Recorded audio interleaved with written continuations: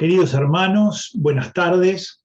Estamos en el quinto encuentro, el quinto y último encuentro de este ciclo que especialmente dedicamos a tratar de otear en el horizonte, diríamos, ¿no? A tratar de asomarnos al horizonte de lo que supone la parusía.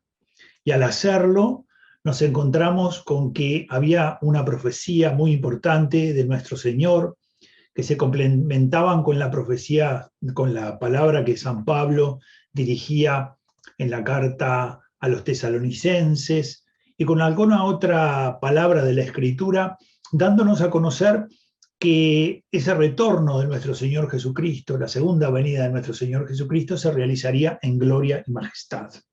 De hecho, nosotros comenzamos viendo el capítulo 24 del Evangelio según San Mateo, esa profecía del Señor, que la dividimos en dos partes. Nos centramos en la primera, en donde se nos hablaba fundamentalmente de la gran tribulación, esa que ocurrirá hacia el fin. Tratamos de distinguir que es cierto que hubo muchas tribulaciones a lo largo de la historia, pero que los cristianos nunca aplicaron esas tribulaciones que vivieron al cumplimiento de esa profecía de nuestro Señor Jesucristo. Y que al mismo tiempo esa palabra de Cristo, dada a conocer allí en el templo con los discípulos, en realidad no solo alude a la destrucción del templo que aconteció, sino también a lo que va a ocurrir hacia el fin.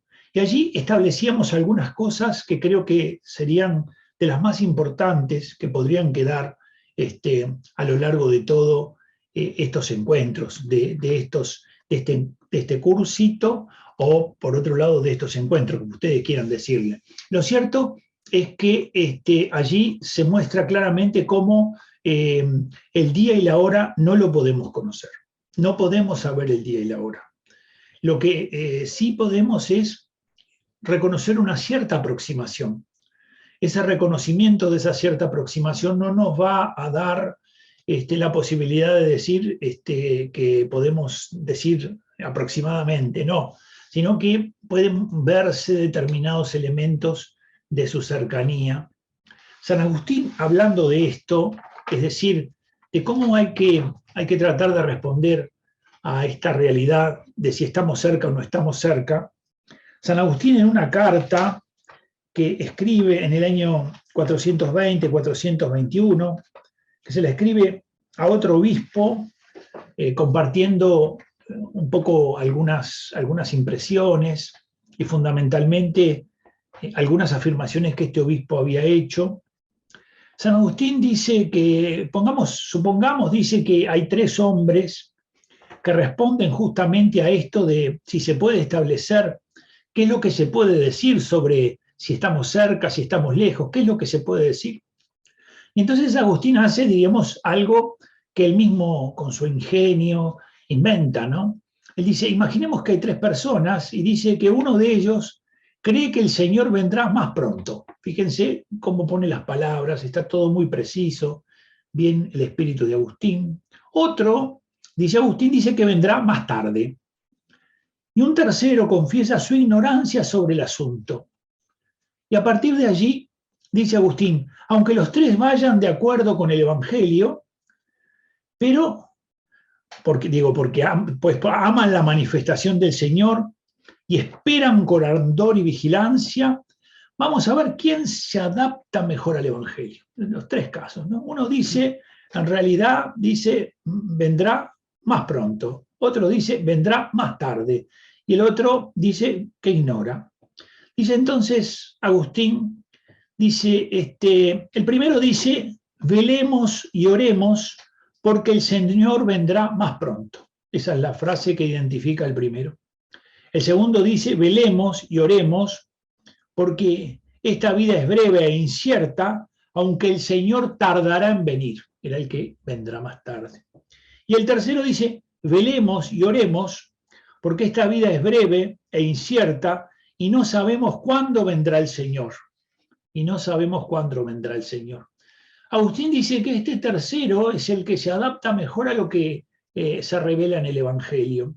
En el Evangelio se dice, según cuenta Agustín, velad y orad, porque no sabéis cuándo llegará el tiempo, es decir, cuándo regresa el Señor. De manera que no podemos establecer el día y la hora, pero sí signos de su proximidad.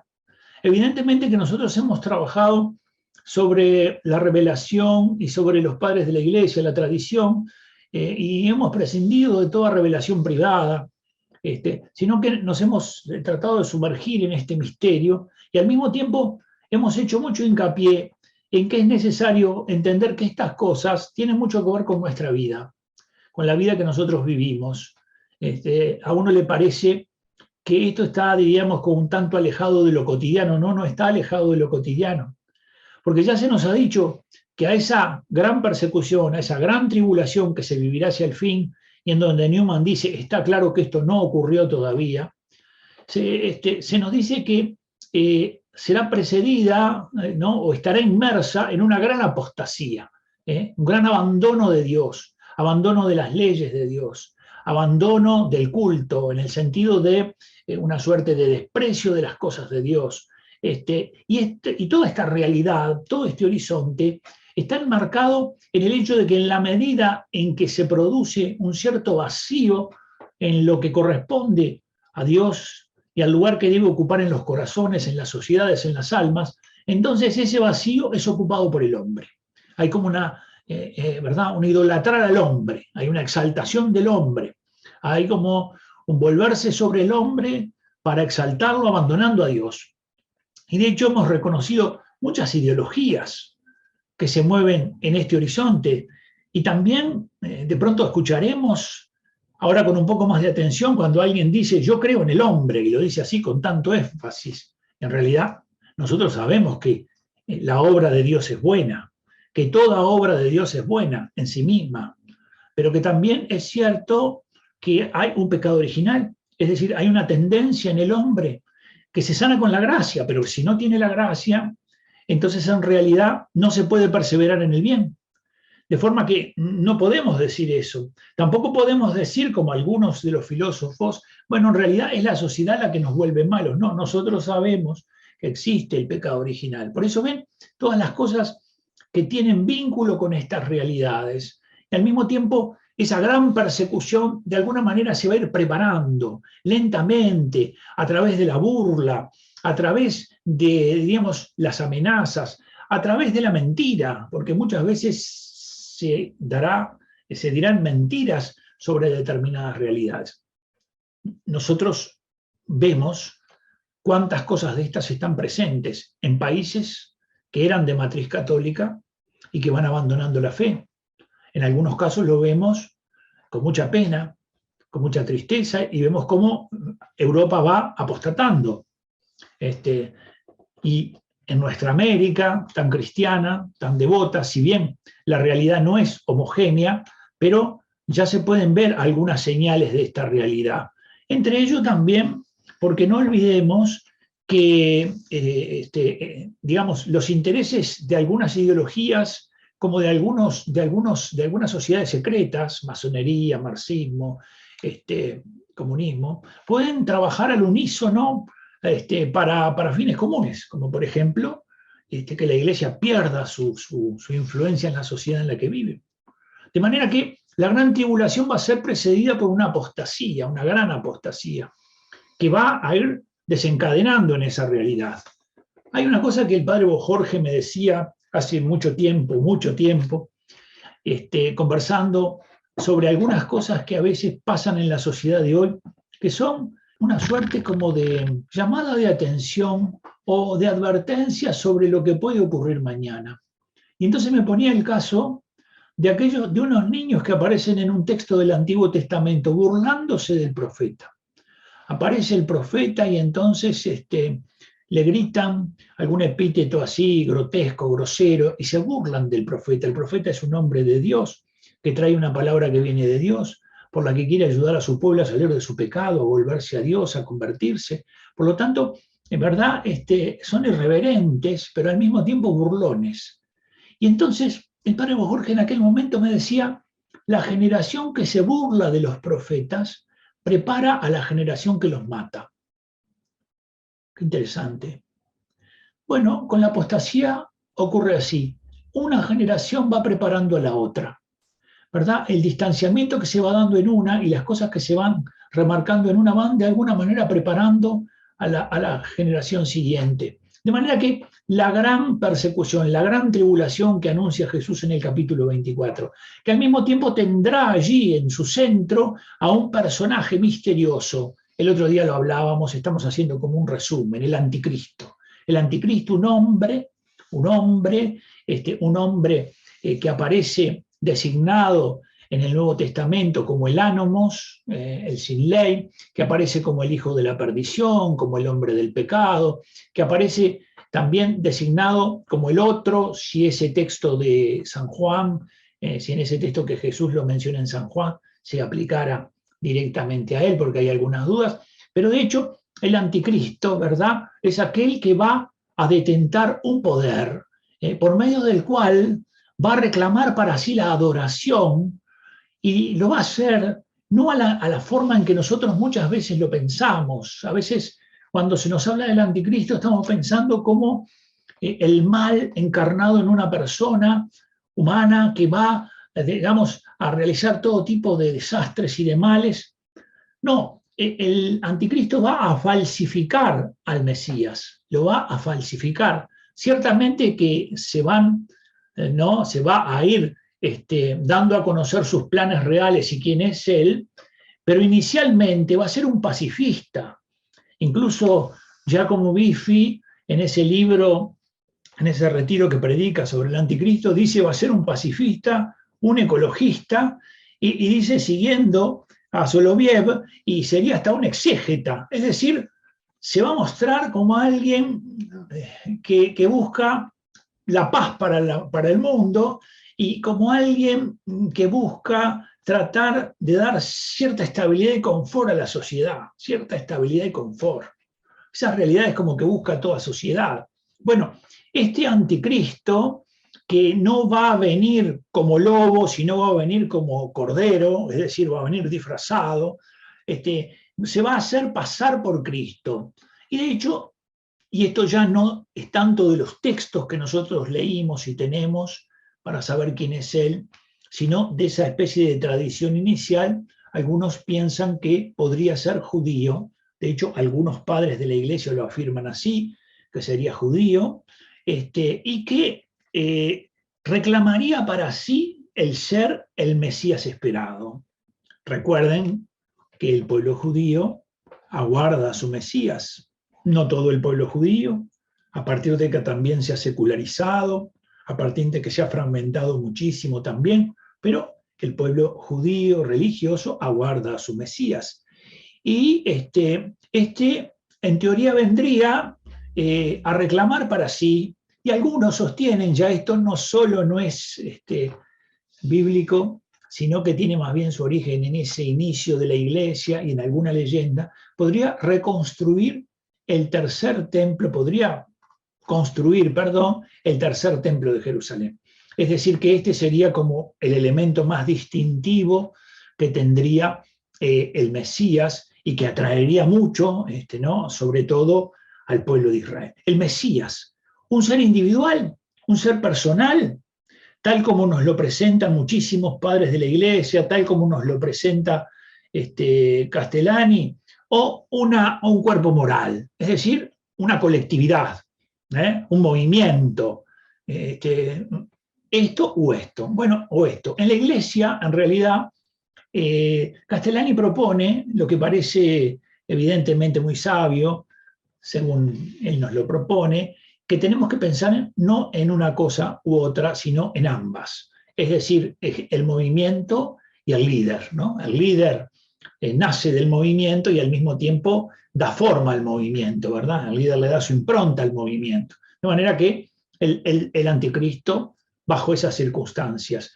¿Y por qué no se ha manifestado? ¿Por qué no está, si dice San Pablo que el misterio de la iniquidad ya está actuando, ¿verdad? Entonces, ¿cómo ha sido esto? Bueno, porque a lo largo de la historia muchos han hecho presente al anticristo como si fueran tipo del anticristo. De hecho, en los comienzos se pensaba que los emperadores eran tipo del anticristo, se pensaba en Diocleciano, que fue muy sangriento persiguiendo el cristianismo, se pensaba en Nerón.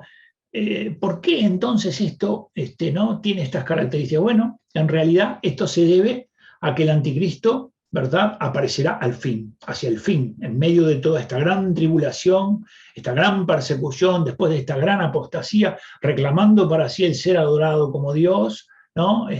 Y buscando a través de la acción, de su acción, establecer el reino de Satanás. Obviamente que, dice el texto, obrará prodigios. Hay como dos respuestas a esta realidad. Algunos que dicen, bueno, serán obra de la magia. Otros que dicen, será obra de la técnica, porque de hecho es cierto, ¿verdad? En manos del enemigo, del malo, en manos de la técnica, en manos de él, mucha cosa mala puede llegar a ser.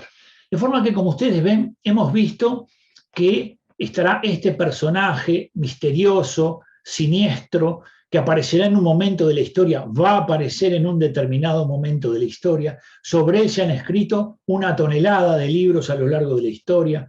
Ciertamente que yo les decía, las fuentes que tenemos para investigar sobre el anticristo, por un lado está la Sagrada Escritura, lo que ella dice de él, por otro lado está esa reflexión inicial de la tradición de la Iglesia, de los padres de la Iglesia, qué es lo que la patrística, qué es lo que los padres de la Iglesia creían sobre él. Después están las leyendas, es decir, esas otras enseñanzas que cuando uno busca bíblicamente cuáles son los fundamentos que tiene, se encuentra con que no tiene tanto fundamento. Y de hecho, se podría leer, si se animan a la Cunza, el jesuita chileno, que ha escrito 3 tomos sobre todas estas cosas, que tiene una sabiduría muy grande para rebatir, para ir rebatiendo argumento tras argumento, el anticristo. De todo esto, en un momento reparábamos en la figura que se nos presenta en el libro del Apocalipsis, ¿verdad? El Apocalipsis, las fieras, las bestias,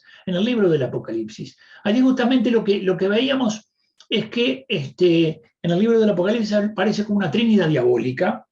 Está el dragón, capítulo 12 y capítulo 13, está el dragón, se presenta al dragón, el dragón es Satanás, se va a describir, se les va a dar todos los nombres para que se sepa que estamos hablando de la misma realidad que a lo largo de la historia ha tomado distintos nombres, ¿verdad? Pero que siempre es la misma realidad, la única realidad, y de hecho, frente a él se encuentra la mujer vestida de sol con la luna bajo sus pies, y aquí está, dentro del libro del Apocalipsis, la batalla, la gran batalla. ¿Y por qué es importante esto de la batalla? Porque en el fondo, en la superficie, muchas de estas cosas no se perciben, o se perciben poco, o se comienzan a percibir después que ya han hecho demasiado ruido. Porque el enemigo tiene sus, diríamos, sus adversarios, pero también tiene aquellos que están a su favor. No olvidemos que a veces el que está a su favor no es que esté rindiéndole un culto al demonio, pero de pronto está detrás de un interés económico, de pronto está detrás de un reconocimiento personal, de pronto está detrás, y sin saberlo, está llevando adelante algunas de esas realidades que el mismo enemigo de Dios quiere llevar adelante. De hecho, hoy todos los que llevan adelante lo que tiene que ver con el aborto están sirviendo al demonio. De manera que de pronto alguno de ellos no tiene esa pretensión, pero está, digamos, actuando en la dirección en que el demonio quiere llevar todas las cosas. Bueno, en ese capítulo 12 y capítulo 13, que te invito a que los leas, se presenta entonces esta trinidad diabólica. Por un lado, se muestra claramente cómo está el dragón. Le dice, y fue arrojado el dragón en el versículo 9 del capítulo 12, la serpiente antigua, el llamado diablo y Satanás, el seductor del mundo. Ven que ha dado todos los nombres, ¿no? El dragón, la serpiente antigua, el llamado diablo y Satanás, el seductor del mundo entero. O sea que no podemos equivocarnos. Acá no tenemos que andar pensando demasiado. Se nos ha dicho quién es el dragón. Y el dragón justamente tiene frente a sí a aquella mujer vestida de sol con la luna bajo sus pies. Algunos en la iglesia han identificado inmediatamente a esta mujer con la Virgen María. Y de hecho, si vas a misa el día de la Asunción de la Virgen, verás que se lee este libro, es decir, se lee este pasaje en la misa para mostrar que algo tiene que ver con esta mujer ese texto. Otros, y en los primeros siglos era más habitual, identifican a esta mujer vestida de sol con la iglesia. La lectura de algunos estudiosos, que parece ir en la misma línea de lo que Castellani nos propone con relación al anticristo, no es una u otra, sino que hay que unirlas. Es decir, es la iglesia y es la Virgen. Es decir, ¿por qué? Porque la Virgen es el miembro supereminente y del todo singular que tiene la iglesia. De manera que la iglesia, para encontrar su perfección, tiene que mirar a la Virgen y tiene que imitarla. Por eso la iglesia está, diríamos, la Virgen está en la iglesia y al mismo tiempo es imagen de la iglesia. Es decir, es necesario contemplarla para que podamos vivir aún más fielmente la misión que Dios nos ha encomendado. Y a partir de ese capítulo se habla de una bestia que viene del mar, que tiene 10 cuernos y 7 cabezas, y sobre sus cuernos 10 diademas. Esto tiene que ver con el poder de los reinos, con el poder político, con el poder de los reyes. Y luego aparece una bestia que viene de la tierra, que es, diríamos, como ese profeta que todo reino tiene. De hecho, la bestia que viene del mar es el anticristo. Aquí vemos otro caso, aquí aparece nuevamente el anticristo. Y en medio de esta presentación de las bestias que yo les decía, que puede ser fiera o bestia, pero que tiene que ser una bestia fiera, por decirlo así, recuerden que aparece la mención de un nombre, 666.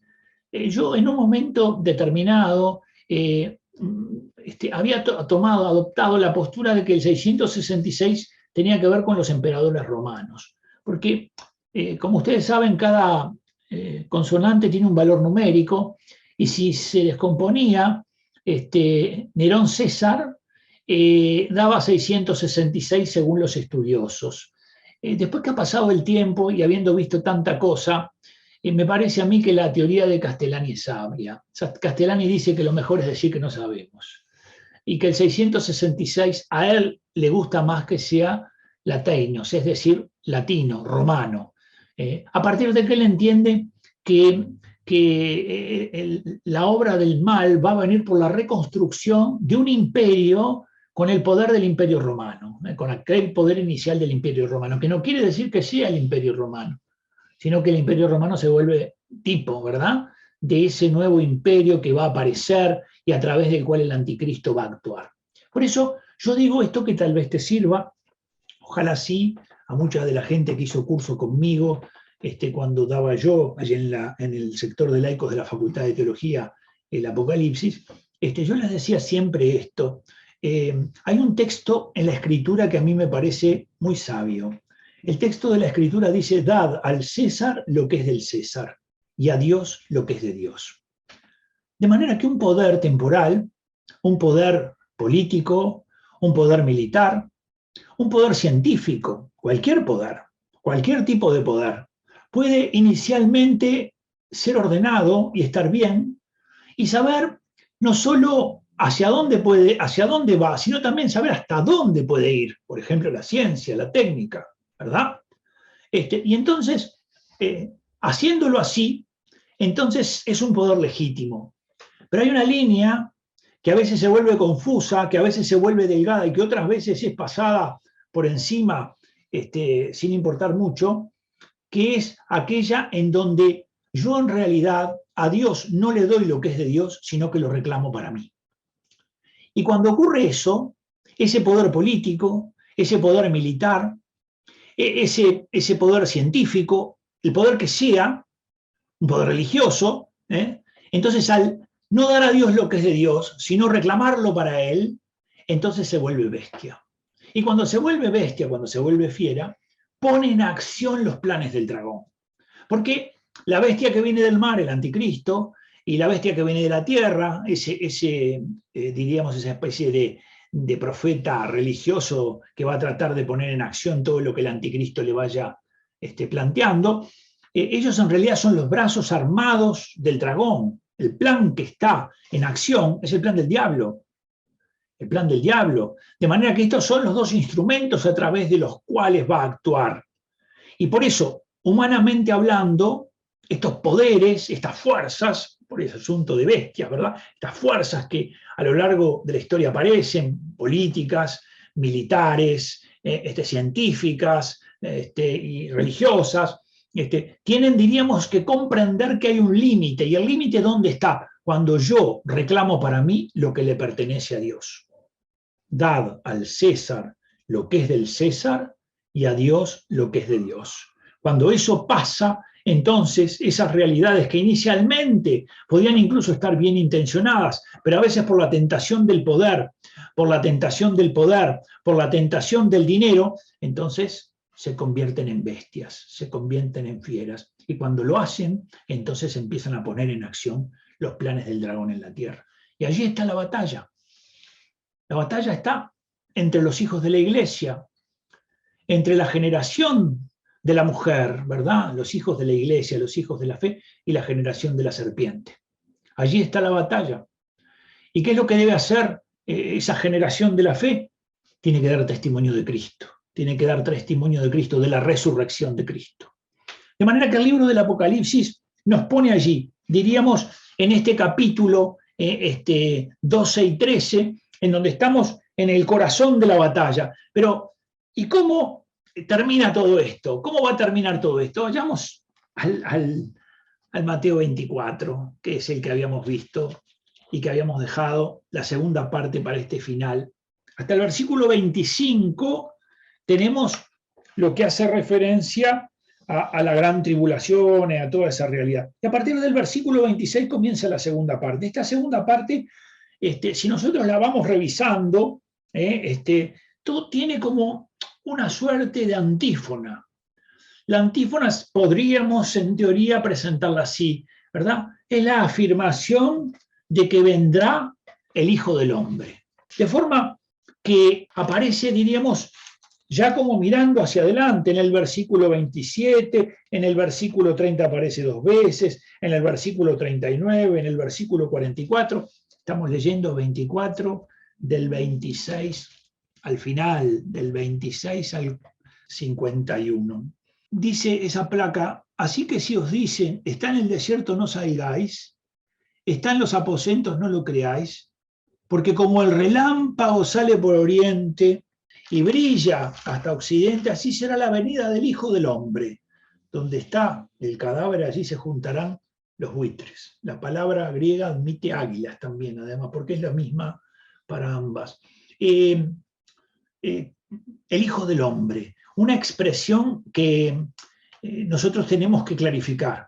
El profeta Daniel es quien la introduce. El profeta Daniel, hay unos reinos peligrosos, destructivos, que van a tratar de ir contra el pueblo de Dios.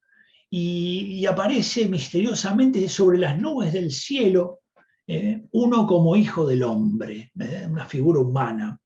Una figura humana a quien se le entrega la potestad del juicio, a quien se le va, digamos, a dar esa misión. Y esta expresión Hijo del Hombre, por un lado, remite a esa figura que viene del cielo. Es lo importante en principio. Es alguien que viene del cielo, que viene de Dios con una potestad, la potestad de juzgar. Y al mismo tiempo, cada vez que hace su irrupción, cuando está por llegar él, dado que ya se ha avisado que vendrá, fíjense todos esos versículos que yo les di, aquí se dice que será como un relámpago, como un relámpago. Recuerden que el relámpago es un esplendor muy vivo, imprevisto, que siempre genera sorpresa. ¿Por qué? Porque no puede ser visto, detectado o conocido con anticipación. No puede ser visto, detectado o conocido con anticipación. Es decir, se nos muestra ya con esta primera presentación que estamos diciendo que el Señor vendrá y que vendrá de modo imprevisto. Incluso, ¿verdad?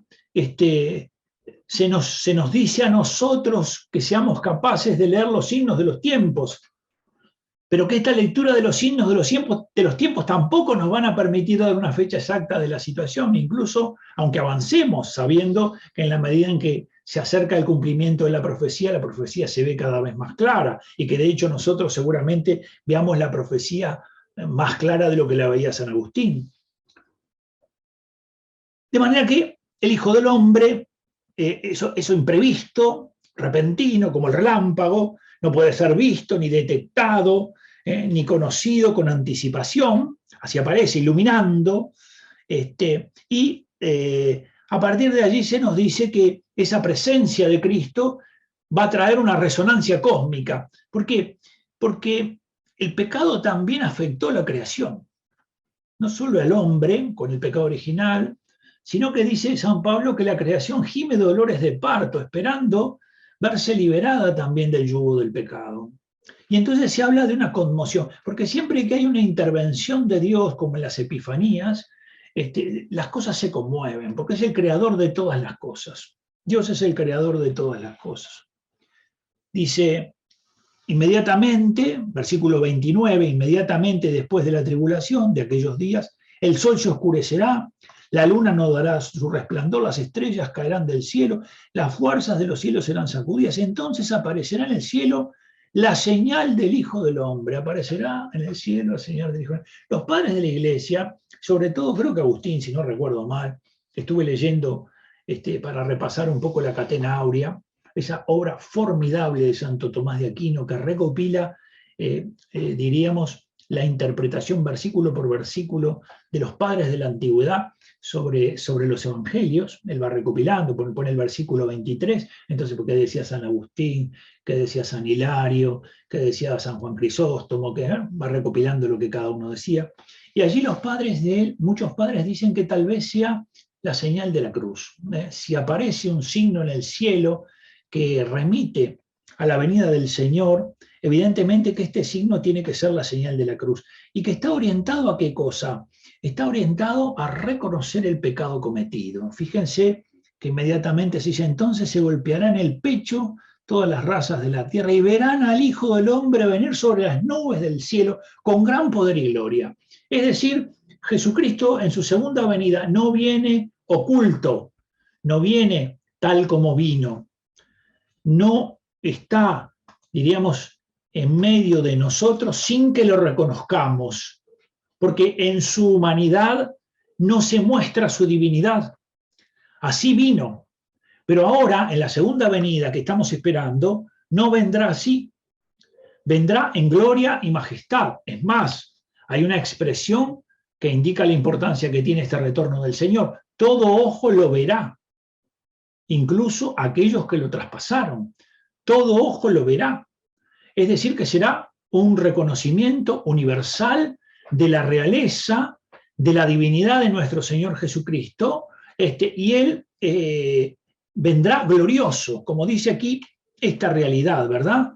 Glorioso. Y a partir del versículo de la perícopa siguiente, en el final de esta habla de los elegidos, que también juegan un papel muy importante, porque por un lado ya se ha dicho que si fuera posible se perderían en la gran tribulación, pero como bien dice Castellani, quiere decir que no se van a perder, porque dice si fuera posible, pero lo que sí es cierto, dice que ellos van como a estar de alguna manera con su vida intercediendo continuamente para que Dios intervenga, ¿no? De alguna manera están, como en el libro del Apocalipsis, cuando los mártires están debajo del altar y en un momento le dicen al Señor, ¿por qué no intervienes? Les dice, ¿no?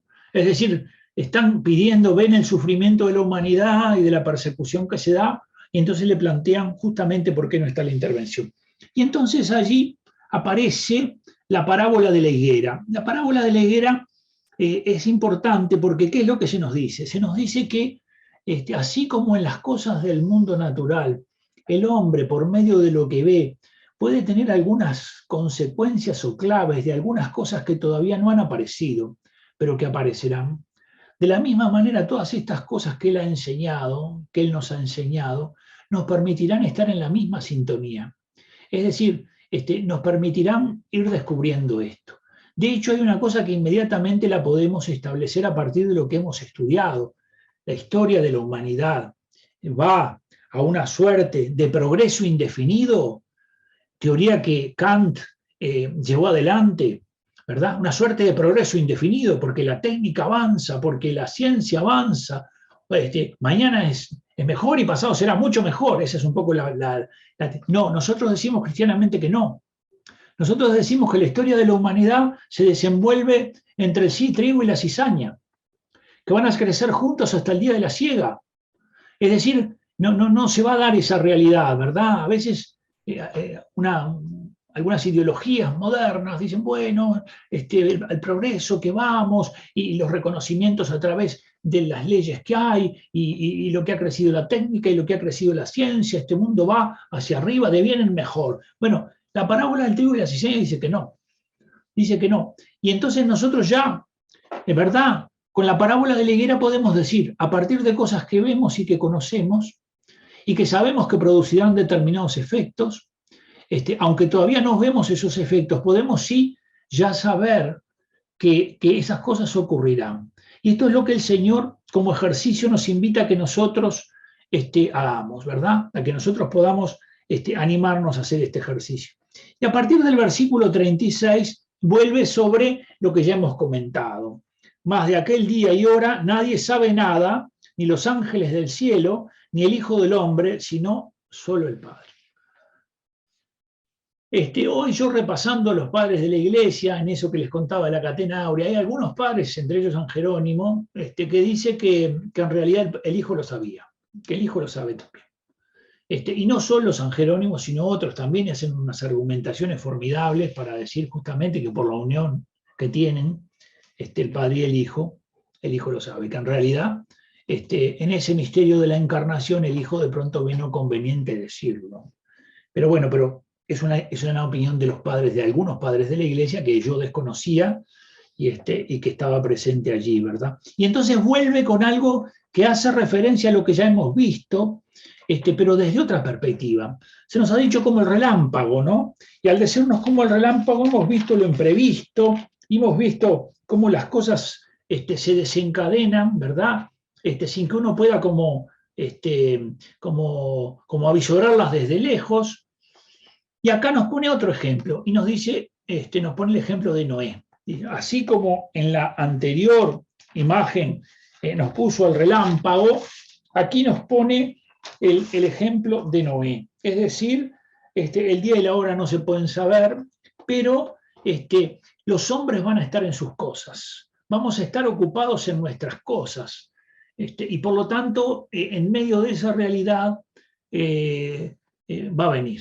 En medio de esa realidad, incluso fíjense que el texto está muy bien, porque dice que antes del diluvio, dice que comían, bebían, tomaban mujer, es decir, hacían una vida como que no pasaba nada. Ciertamente que cuando uno lee la historia de Noé se da cuenta que esos hombres que comían, bebían y no pasaban nada, estaban cegados para ver que la cosa iba muy mal. Porque Dios le dice que no ve en el mundo nada, salvo a Noé, que de alguna manera le haga poder ¿no? dar su gracia y misericordia a todo lo. Y entonces por Noé lo hace, pero le dice que no ve. Y eso es lo que pasa con las civilizaciones que viven en pecado y con las generaciones que viven en pecado. Se vuelven incapaces para ver incluso el mal teniéndolo cerca o siendo parte de él o provocándolo. Y a veces el poder destructivo, que está muy cerca, no lo ven. Y de hecho, esta ceguera, por decirlo así, es el mal que padecen. Porque cuando el mal entra en acción, no es que solamente afecta a personas lejanas, sino también empieza a afectar a las cercanas. Cuando el mal entra en acción, no es que va a afectar no se sabe a quién, sino también afecta a personas de nuestras propias familias. Y entonces cuando estamos cegados y cuando pasan esas cosas, los que están cegados a veces no saben para dónde agarrar. Y muchas veces andan allí deambulando, y de hecho algunos desesperados caen en brujos o en macumberos o en magia blanca, o es decir, caen en todas estas realidades nefastas, abriéndole la puerta al demonio. Consultándolos a ellos, se abre la puerta al enemigo de Dios, que es el demonio. Y entonces, como relámpago, como en los días de Noé, uno puede decir, bueno, pero entonces, ¿qué es lo que hay que hacer? ¿Qué es lo que debemos hacer nosotros? Y lo primero que debemos decir es que todo esto que se nos ha contado nos nos muestra una espiritualidad, un modo de vida que debemos tener. Se nos ha exhortado continuamente a la vigilancia, se nos ha exhortado continuamente a la paciencia, se nos ha exhortado continuamente a la esperanza. Aquí ven tres grandes pilares, ¿no? La esperanza, la paciencia, la vigilancia. Por ejemplo, detengámonos en esta virtud, la esperanza. La esperanza es la virtud teologal por medio de la cual Dios nos impulsa hacia el futuro. Por eso, si se debilita la esperanza, entonces la persona empieza de alguna manera a no encontrar motivos para ir hacia adelante. Y si esto acontece, empieza a padecer un mal que viene contra la esperanza, que es la desesperanza, es desesperar. Es decir, es no encontrar razones. Es por el contrario empezar a ver que el cielo se ha cerrado y que todo se vuelve cada vez más negro a mi alrededor. Y entonces me empiezo a entregar yo mismo a esa realidad destructiva que es la desesperanza. Por eso la esperanza es la virtud de estos tiempos, es la virtud del libro del Apocalipsis. Hipomoné es la virtud del libro del Apocalipsis, es una resistente, es una realidad que se pone de pie, pero que enfrenta, que resiste. Y la esperanza, recuerden que como virtud teologal que es, no solo es una realidad que nos hace tender hacia algo que se nos promete para que lo podamos alcanzar, sino también es el camino por el cual vamos hacia esa realidad. Hay un juego de palabras que define muy bien esto de la esperanza, ¿verdad? Esto es obra del padre Jorge. Dice, la esperanza ¿no? se realiza en la espera de verse realizada. La esperanza se realiza en la espera, ¿por qué? Porque tiene una tensión hacia el futuro, en la espera de verse realizada. Por eso decimos, es la que nos impulsa hacia adelante. Por eso una sociedad depresiva, deprimida, ¿verdad? Que cae en la desesperanza, es una sociedad que evidentemente se le recortan los horizontes. No importa todos los bienes económicos que tenga, no importan todos, pero si no tiene esperanza, si no tiene ese dinamismo por el cual se lo impulsa hacia adelante, entonces comienza poco a poco cayendo y de hecho se va entregando. Y Cristo viene a salvarnos y a sacarnos de esta realidad. Por eso la esperanza, la vigilancia. ¿Por qué? Porque muchas de las cosas que tenemos que vivir es necesario esperarlas. Y recuerden que esperar es amar. El mismo San Pablo en la carta a los Corintios dice, ¿verdad? El amor todo lo cree, todo lo espera, todo lo soporta, todo lo cree, todo lo espera. Esperar es amar.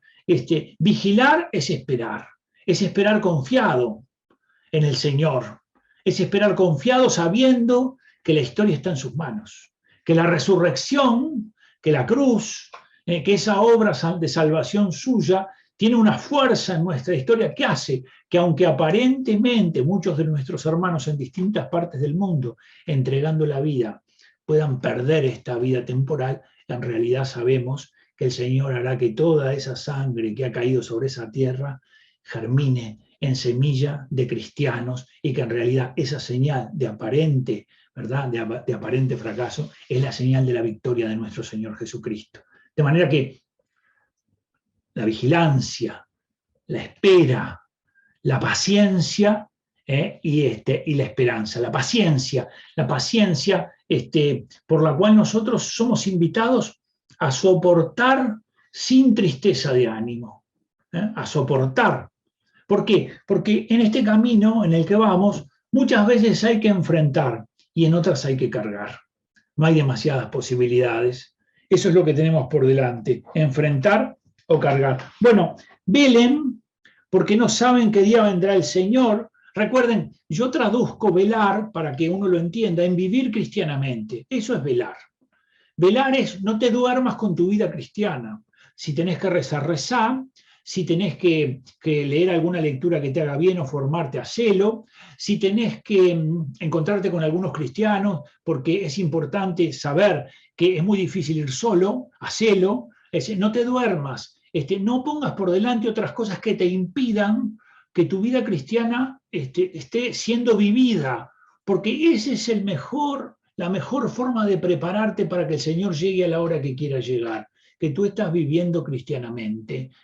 Ir a misa, y reparar en el domingo, el día del Señor, especialmente, saber que tenés que cuidar tu vida espiritual, tanto como cuidás tu vida corporal, y así como te preocupas por hacer ejercicios, por no comer tan mal, por ir al médico y demás, cosa que el mundo moderno esto lo hace mucho, ¿verdad? No podemos descuidarnos de nuestra vida del alma, por lo tanto de confesarnos, de rezar, de adorar al Señor que está presente en la Eucaristía. Todas estas realidades son importantes y eso es velar. Velar es eso, ¿verdad? Es estar atento, viviendo la vida cristiana con toda su intensidad. Por eso, también ustedes estén preparados, porque en el momento en que no lo piensen, vendrá el Hijo del Hombre. Ven una vez más lo mismo. ¿Es cierto que esto acontecerá? Claro que sí que es cierto, claro que es cierto. Y el Señor va a venir no solo en ese final que es el que nosotros ahora estamos haciendo presente con estos textos del capítulo 24 de San Mateo, en la parte final, sino que también vendrá en la muerte, porque en la muerte para nosotros se hará presente algo de lo último. Por lo pronto se hará presente que entraremos ya en esa nueva realidad que es la eternidad, que ya sabremos con total verdad cómo ha sido nuestra vida delante del Señor.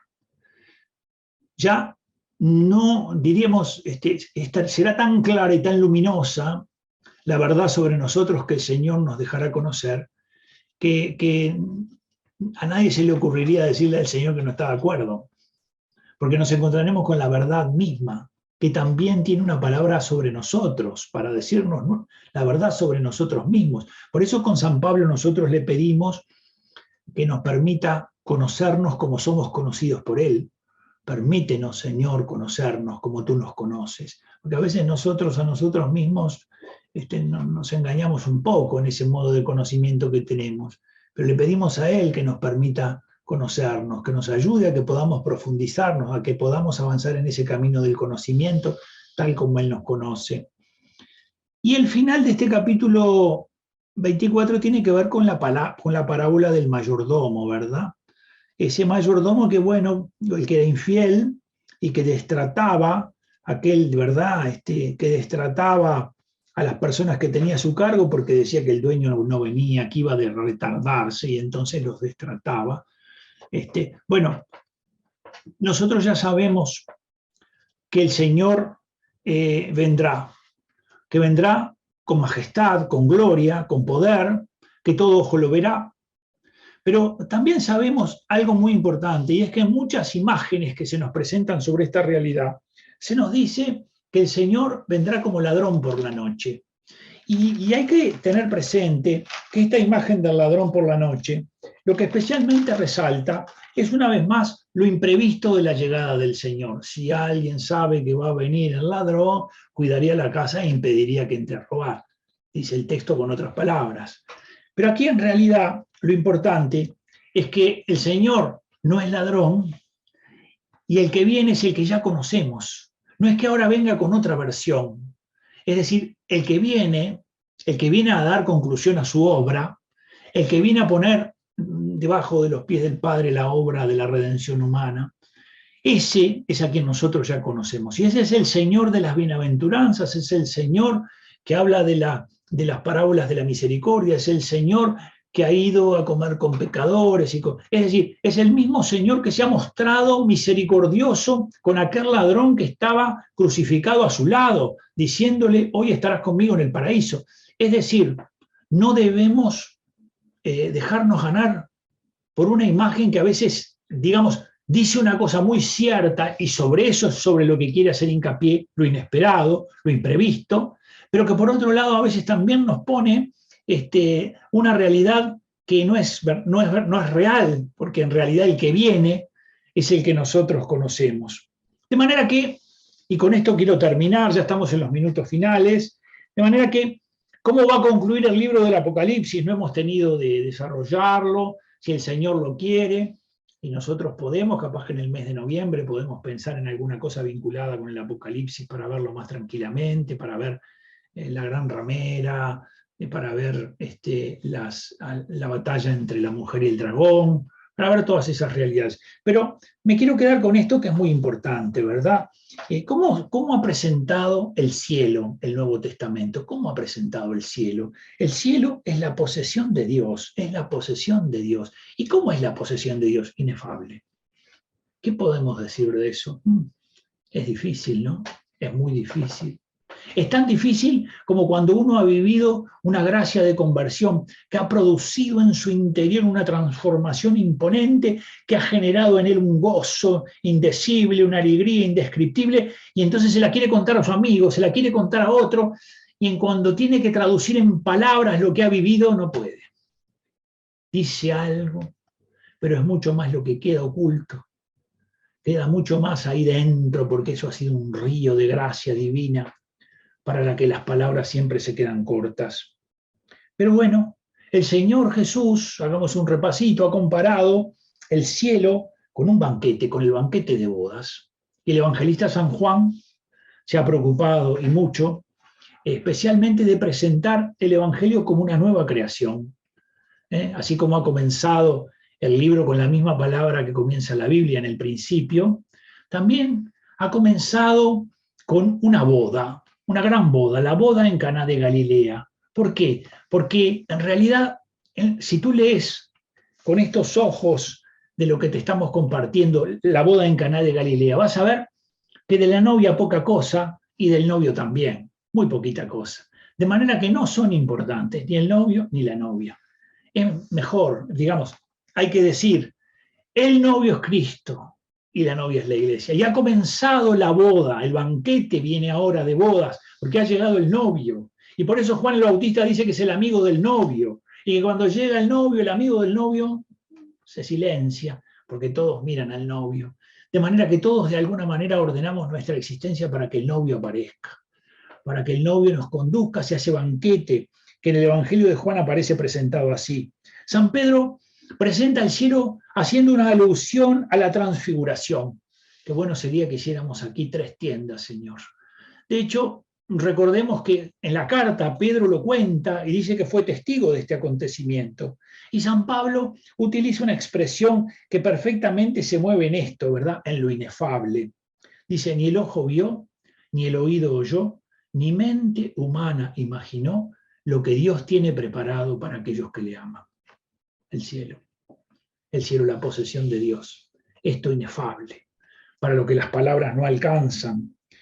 Y de hecho el libro del Apocalipsis se va a tomar los capítulos finales para hablar de esto, ¿verdad? ¿Y qué hace? Habla de esta condición de la novia que está engalanada, la esposa del Cordero, que va a bajar ataviada, bellísima y preparada, pero en un momento determinado cambia la metáfora y la presenta como la morada de Dios con los hombres, la Nueva Jerusalén, una ciudad llena de piedras preciosas, es decir, los hombres y mujeres que viven en el cielo son lo más valioso, son como las piedras preciosas de esa ciudad, ¿verdad? Son ellas las que engalanan esa ciudad en donde Dios vive con ellos, y así la presentan en el libro del Apocalipsis, la morada de Dios con los hombres. Queridos hermanos, siempre queda mucho más de lo que uno puede darles.